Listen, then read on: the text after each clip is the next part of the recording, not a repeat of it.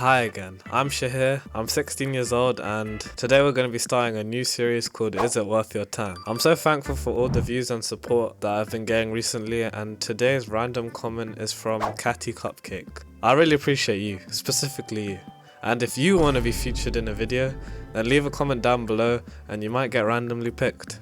Well, for today it's a bit of a mixed bag, because we're going to be reviewing a brand new movie called The Gorge. This film has a lot of flaws, some amazing cinematography, and a few references. Enough yapping, let's get straight into it.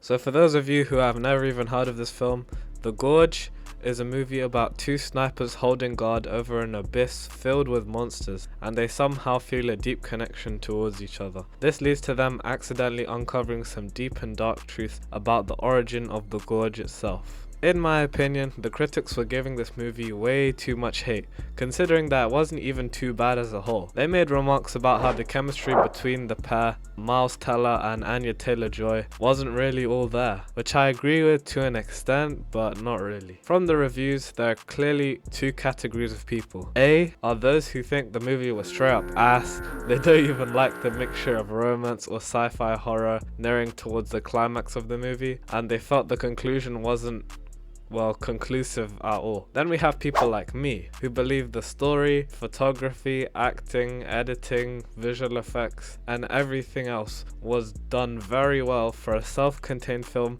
with basically I think 5 characters max and a lot of empty spaces. I don't think the payoff and reveal were underwhelming. They felt well explained and conclusive, apart from the fact that we don't really know how they met back up in the end, considering the whole point of the setting they were in was that neither of them knew where they were. They had some sort of rough idea, but they didn't really know exactly. Where the movie fell a little short was all the plot holes that it had, because the truth is, if you do have a limited amount of characters and settings, then your story needs to be next level, because otherwise there isn't much else to be explored by the audience. You need to figure out how to make the few settings that you have really intriguing and deep, as well as have the setup of those settings evolve into a memorable story that won't just fade into nothingness.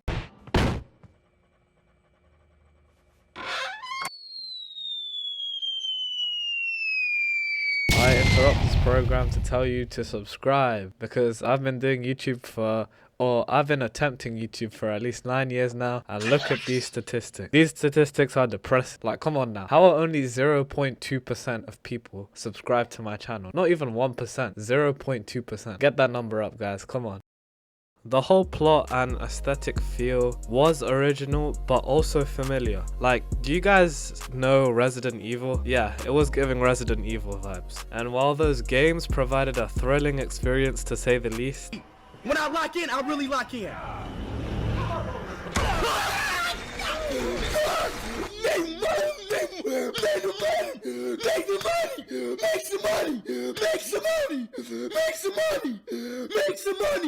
Make some money.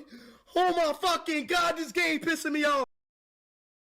the movies didn't perform anywhere near as well. But I'm not going to compare this to those Resident Evil movies, because this movie never really stooped that low at any point. It managed to be a mostly original concept while finding a budget for top tier acting as well as next gen CGI. This CGI was, I dare say, it was nearly Marvel standards. That's how good the CGI was. In other words, it didn't feel like an Apple TV production in any way. I say that, but in reality it kind of did feel like it had a synthetic vibe to it. Like the movie was following some sort of strict formula and order of events that couldn't have been played with or manipulated in any other direction, or else the story just wouldn't make sense. So the crap storytelling is really what drags this movie down.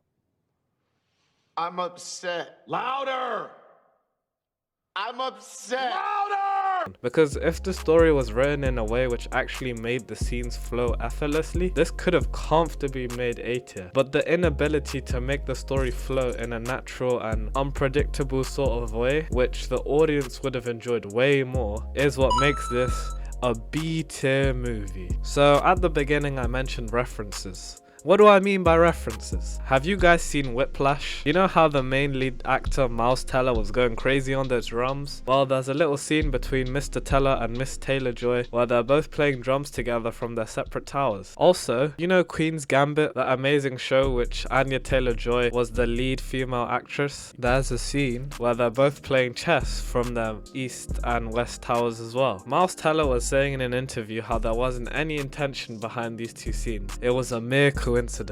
I definitely think that that's just a way to gain more popularity for the movie, trying to say that he and Anya were destined for their roles, when in reality watching the movie felt kind of awkward at times. One thing I do need to say that I really didn't like about the way the movie progressed was how Miles Teller fell into the gorge. It was just lazy writing that led to him falling. And also, there's these weird tree monsters that they have to prevent from getting out of the gorge, and I'm not gonna lie, these guys did not come out of the gorge in a consistent way. They only came out when the plot needed to progress. If you're gonna have a certain event happen, at least keep it consistent so then the audience knows that it's gonna be a recurring theme that they need to be ready for. Like, come on now. All that being said, I still really enjoyed this new style of movies that we're seeing where it's sci-fi horror mixed with a sort of romance action thriller. And the thing that this movie does get right is tension. I mean, just look at the scene.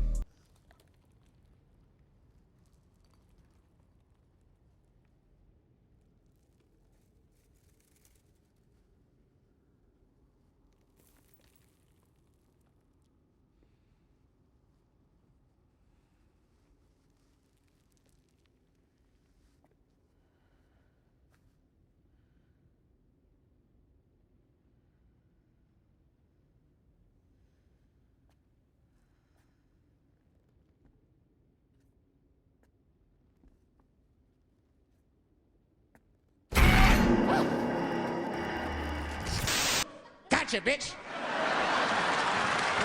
I know, right?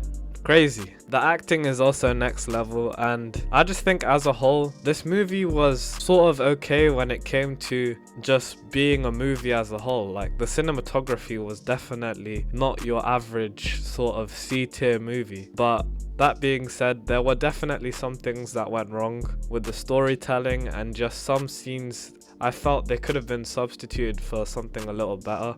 And I just want to say thank you for watching this episode of Is It Worth Your Time? Please like and subscribe if you want more of these videos, and just let me know what you feel about my channel as a whole, and I'll catch you in the next one.